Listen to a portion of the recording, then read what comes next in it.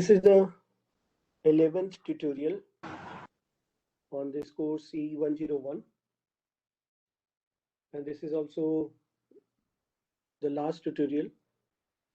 And in this tutorial we will solve problems on BJT amplifiers, and the problems will be of two different types. First, we will have to solve for the DC voltages and current in the given BJT amplifier circuit, that is called bias voltages and current. And in the second set of problems, we will try to find parameters related with the amplifier, for example, input impedance, output impedance, and of course the voltage gain.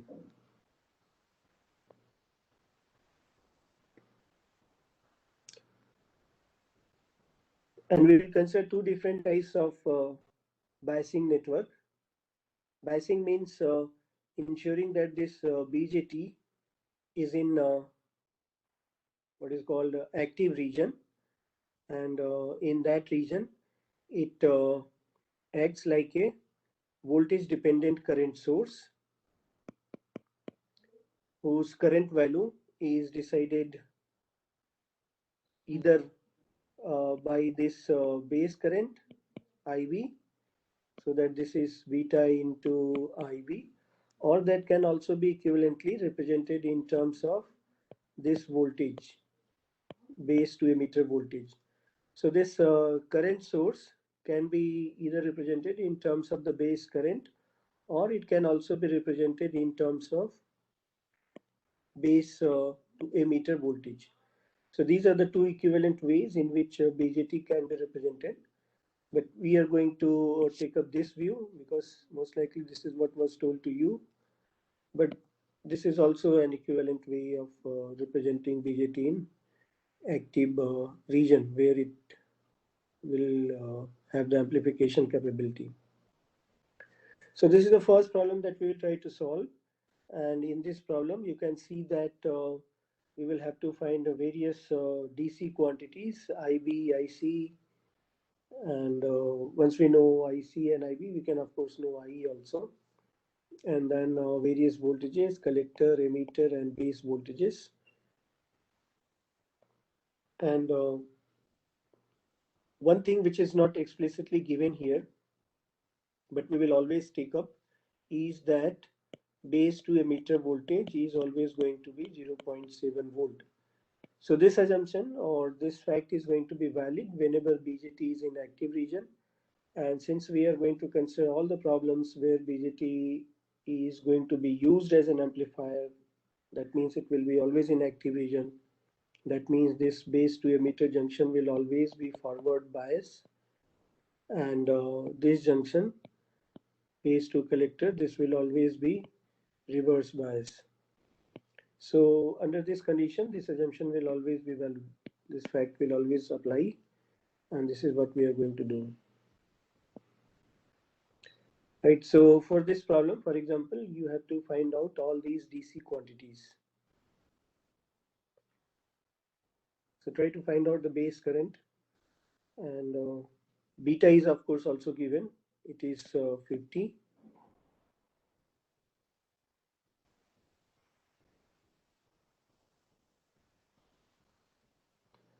The first thing that we will have to solve in the circuit is this base current, IB. So once you know this one, you can then find out rest of the quantities.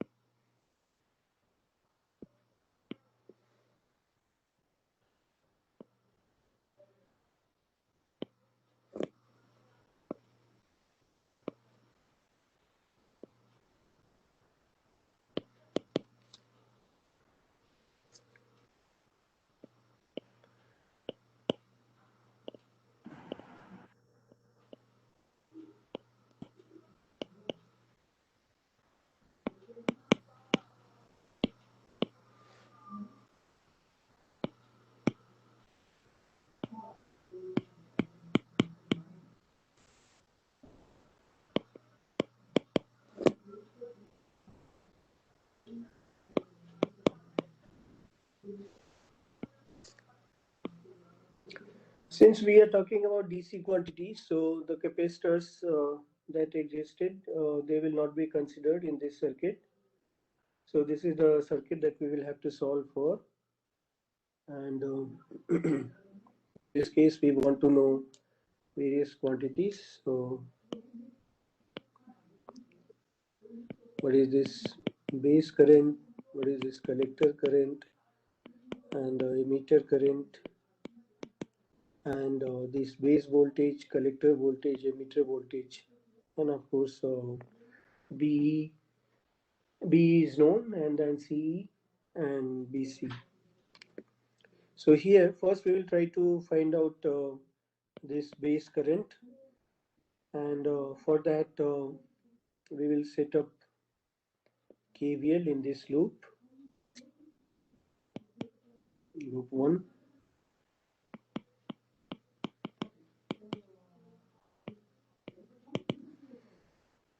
So here we get, this is VCC. So this VCC is equal to voltage drop across RB. That means RB, IB. Then voltage VBE, VBE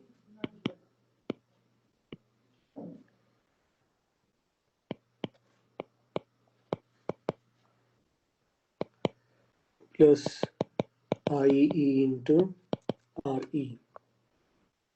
So here RB, IB plus VB, BE can be written as it is, but this IE can be written in terms of IB and IC,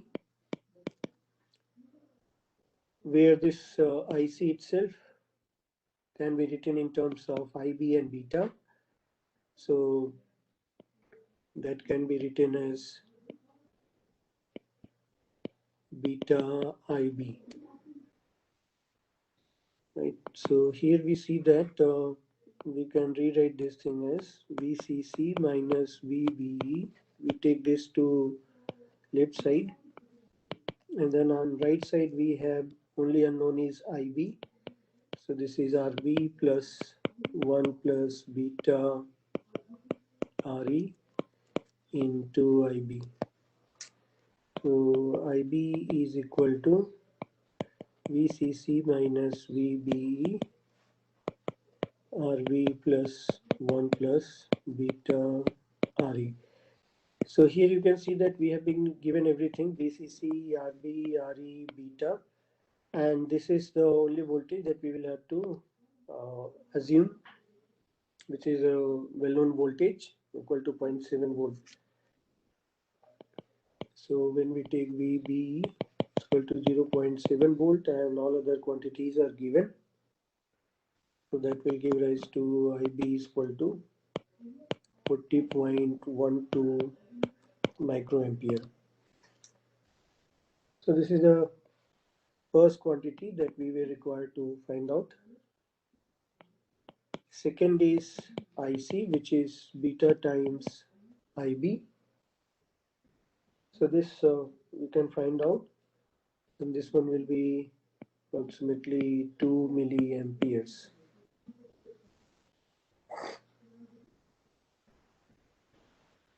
So once we know this, we can find out VE. This is E. VE is 1 plus beta IB into RE. So all these quantities, they have been already found out. So this will be 2.046 volts.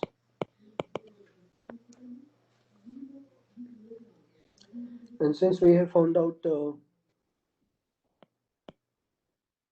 IC, so VC can also be found out, which will be VCC minus RCIC.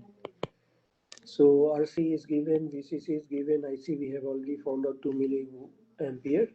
So VC will turn out to be around 16 volts. And then we can find out base voltage. It is F. So VB is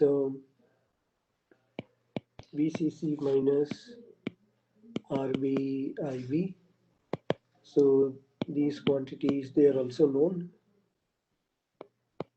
So VB will be 2.75 volts. And once we know this, we can find out the composite voltages like VCE, which will be equal to 13.95 volts.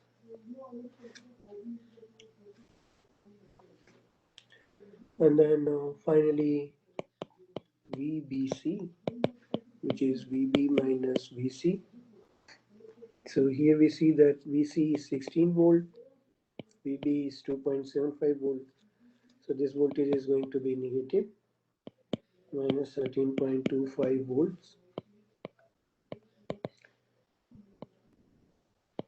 So this implies base to collector junction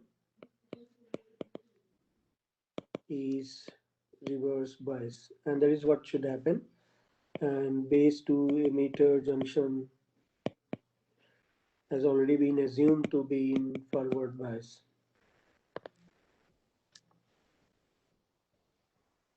And this is what should happen so that most of the charges emitted by uh, the emitter reaches to the collector, right? So that is the uh, basic requirement so that this transistor acts like an amplifier. So there will be plenty of current flowing through this. This is the charge, so current will be actually flowing like this. So most of the majority carriers from emitter, they reach to base to collector, and because of the reverse bias, they are pulled. This is the direction of electric field from collector to base, and this is the direction of electric field from, sorry, it's reverse, from base to emitter.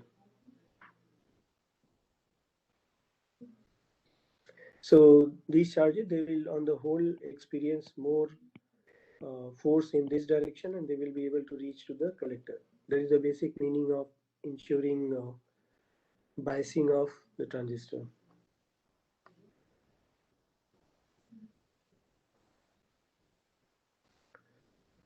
So similarly, there is one more problem on this type of biasing network. This is called fixed bias network.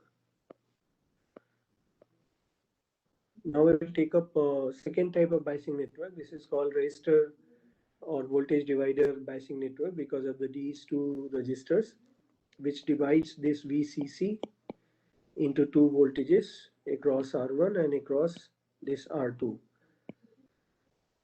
So this voltage across R2 is actually the base voltage that is fed to the transistor. So in this circuit, what we have to find out is R1 and RC. And it is given that ICQ is equal to 2 milliampere and VCEQ is equal to 10 volts. And we have to find out these two resistors, this resistor R1 and RC.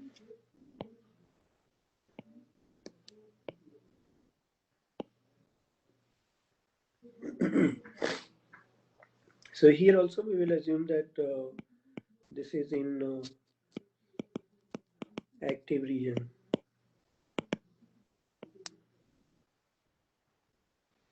That is that base to emitter is forward bias.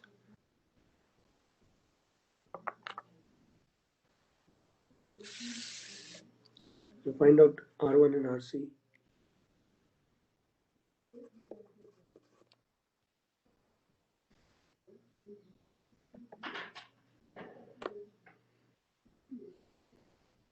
Sir, Please scroll down a bit. What is given and given conditions? Okay. Given is the bias collector current 2 milliampere and the DC bias collector to emitter voltage 10 volt.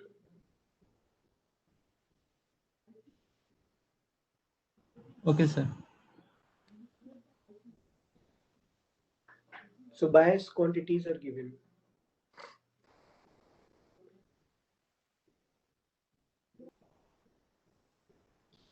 In this case, you might have to, in fact, you will have to take help of one approximation.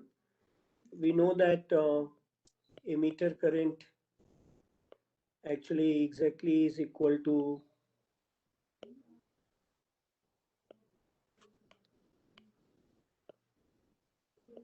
emitter current is exactly equal to collector plus base current. But here you will have to neglect the base current and assume that the emitter current is approximately equal to collector current. Because in the previous example, we have already seen that base current, this was of order of microamperes, 40 microampere, but the collector current is of order of milliamperes. So there is a huge difference between collector and base current, and beta also conveys that there is a huge difference. So that approximation here has to be assumed. Otherwise, you will not be able to solve this.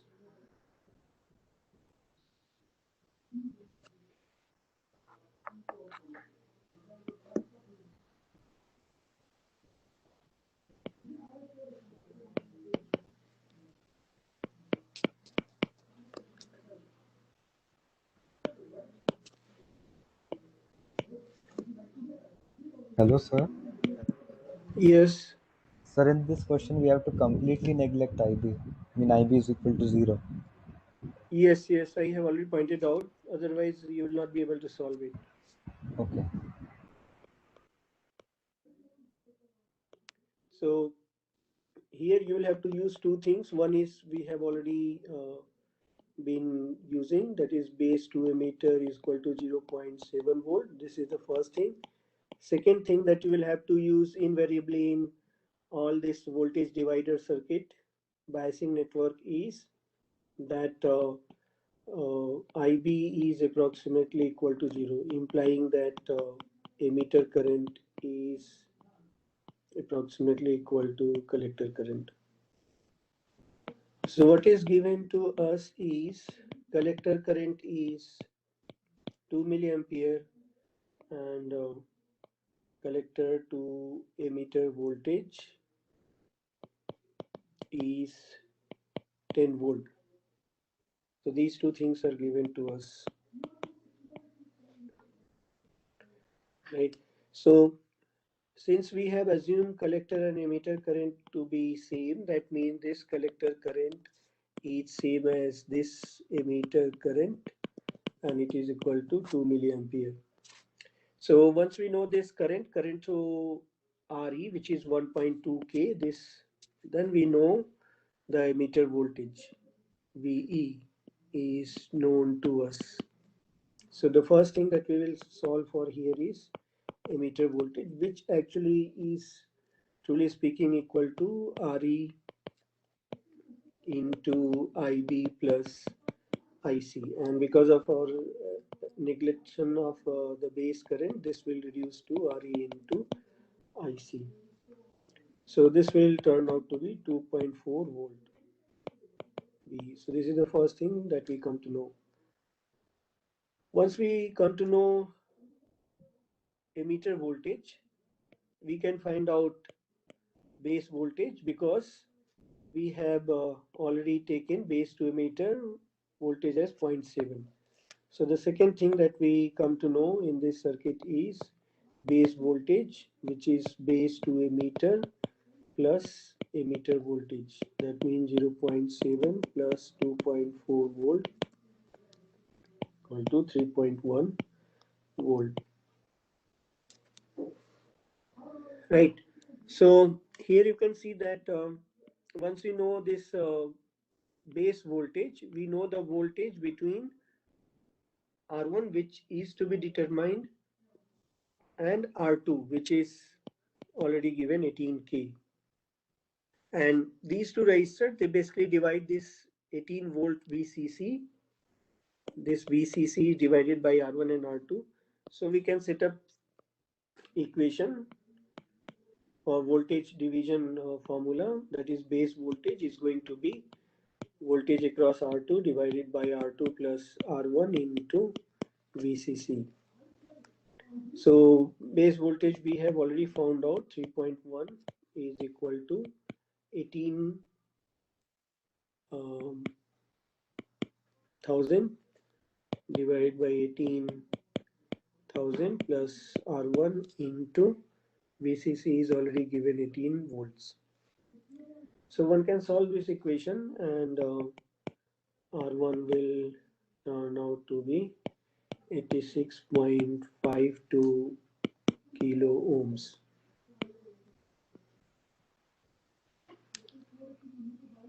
Right. So now we have to find out RC. This is the only quantity left out. So here we see that we can set up equation for this RC using Ohm's law. That is, we can relate current through this and the voltage. So for fourth quantity RC, we know that voltage drop across this is VCC minus VC. This is the voltage drop. This is going to be equal to IC into RC. So here we have to find out this. This is known. VCC is known. And then if we find out this VC, we will be able to calculate RC. So VC is VCE plus V emitter. So this is given C, and this we have calculated. Right. So these two quantities, they have also been calculated. Given is 10, and this we calculated is 2.4 volts. So this is 12.4 volts. You see. So now this will lead to 18 minus 12.4 is equal to IC, which is 2 milliampere into RC. So we can solve this one, and RC will be equal to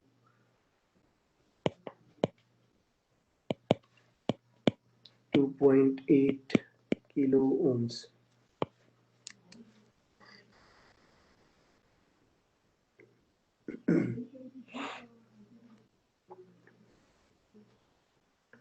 So we start from what is known to us, and then try to set up suitable equations to find out the unknowns. So we are now going to take question number 5. Determine the resistor values for the network of figure 5 for indicated operating point and supply voltage. So here is a figure for question number 5.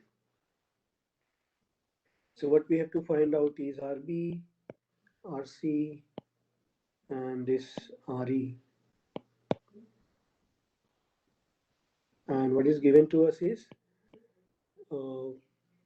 collector current, collector to emitter voltage, and beta and VCC. So this is also related with biasing. You can solve it. Let us now move to amplification aspect of this circuit. And let us take up a different problem. See this question number 8. For the network of figure A, for without CE, determine RE, ZI, ZO, and AV. So figure 8 is same circuit that we have been taking. But this time you can see that we are now interested in the time varying quantities. That means what will be Zi, Zdo, and this VO divided by VI, that is a voltage gain, and RE.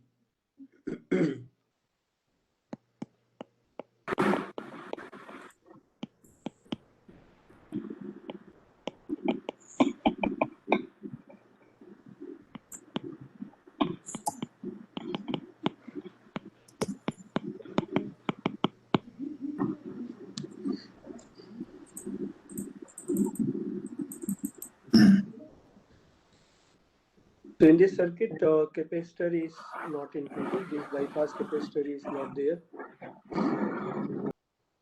So all these quantities are AC quantities. So for that, you will have to arrive at the small signal AC model of this circuit. That means substitute the BJT by its AC model and then carry out the analysis.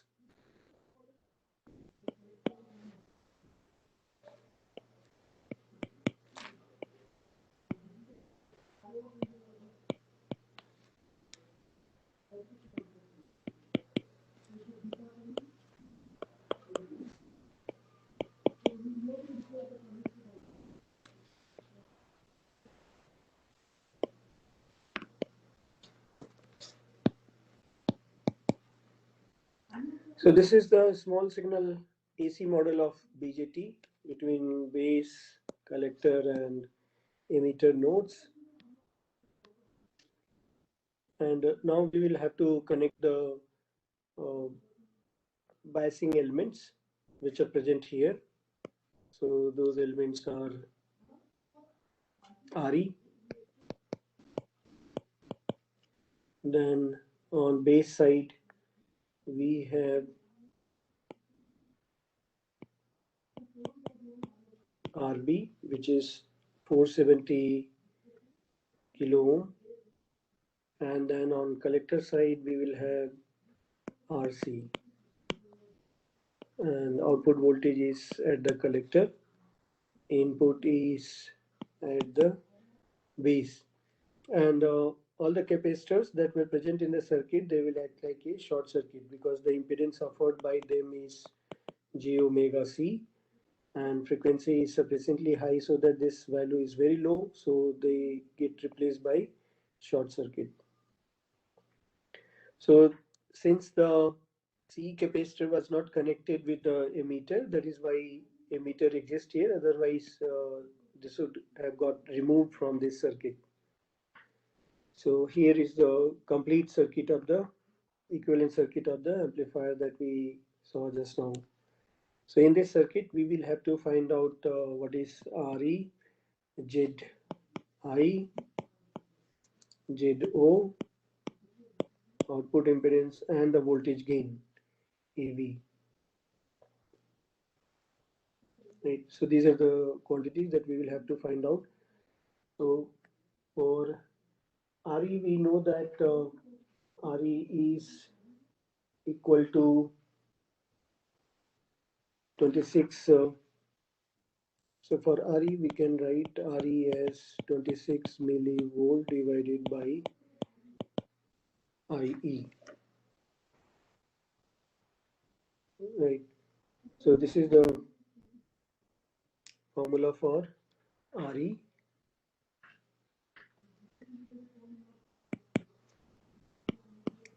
And emitter current is equal to 1 plus beta into base current. And this base current, this circuit we have already studied and find out that IB is equal to, given by this formula, VCC minus VBE divided by RB plus 1 plus beta RE. So here VCC is given, VB is 0.7, RB is given 470 kilo ohm, RE is given 0.65 kilo ohm, beta is given 120. So from here we can find out IV current, which will be 35.89 microampere. So this implies the emitter current is equal to 121 IB is equal to 4.34 milliampere. Now once IE is known, we can find out RE as 26 into 10 raised to minus 3 divided by 4.34 into 10 raised to 3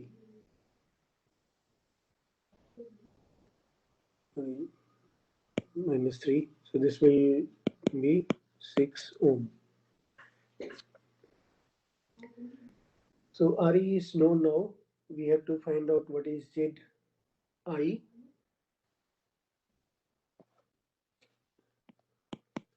So for ZI, if you have this circuit, this is what you will have to do. You have to connect a voltage source external in the input port, find out how much current it is driving and keep the output port open. So ZI is Vx by Ix.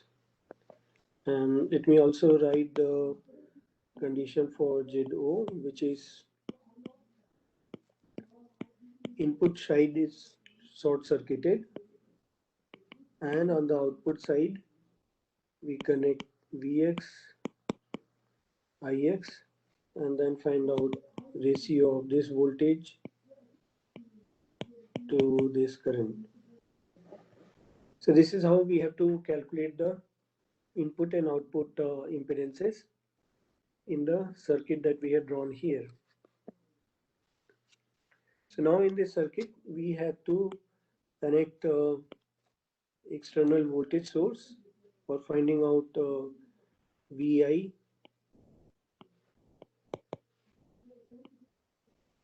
This is going to be now Vx and it will drive current Ix and that will give Zi. We know that this current is now going to flow into two parts. This is IB and through RB.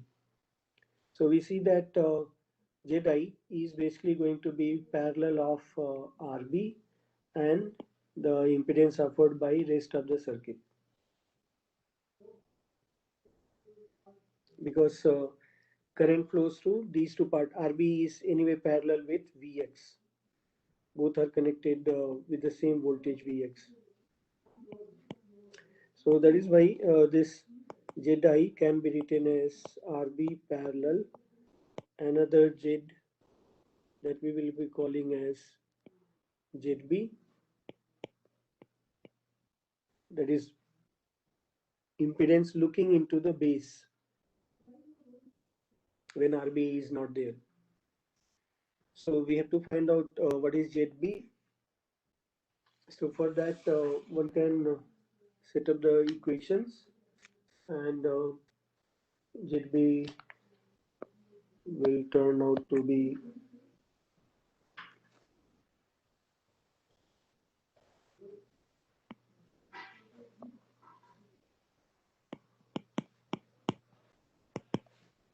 beta RE plus beta plus 1 into capital RE.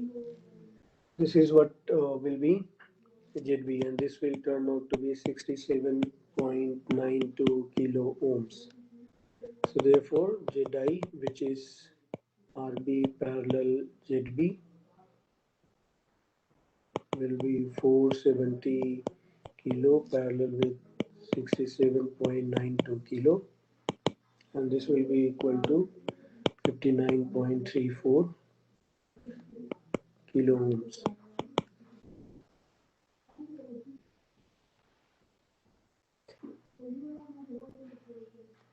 Now about ZO, that means output impedance, what we will have to do is now this time short circuit the input,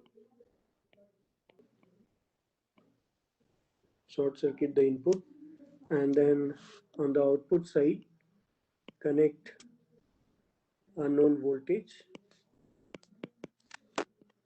Vx and find out how much current it is driving into Ix. So here also we see that Ix has two components, IC and current through RC. That means here also ZO is going to be parallel of RC and say ZC. So ZC is only this portion.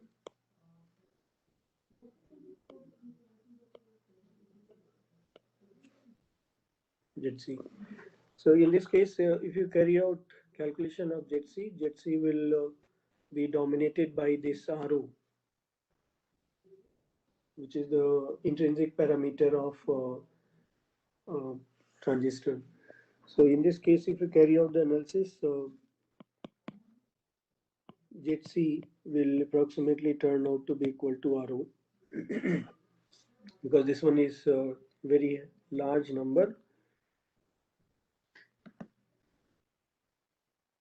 So we see that ZO, which is parallel of RC and ZC, will become approximately equal to parallel of RC and RO. And we see that RC is only 2.2K, while this one is 40K. So you can see that this one will be approximately equal to 2.2K ZO. Right. Now we have to find out the voltage gain.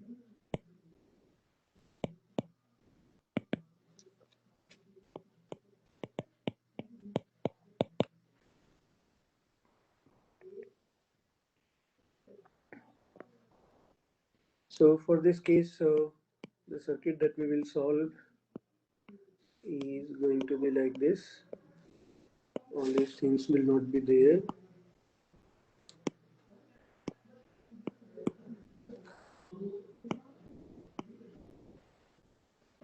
So we have only Vi, and we have to now find out Vo. So we have to solve this circuit to find out the voltage gain. So analysis is of course going to be a bit involved. And here also the RO will play a major role, and it will lead to a lot of approximations. And once you carry out the approximation, this AB will turn out to be minus approximately, of course, beta RC divided by ZB. And if you calculate, this will be approximately equal to minus 4. So keep in mind this is approximation involved considering the effect of RO to be very large.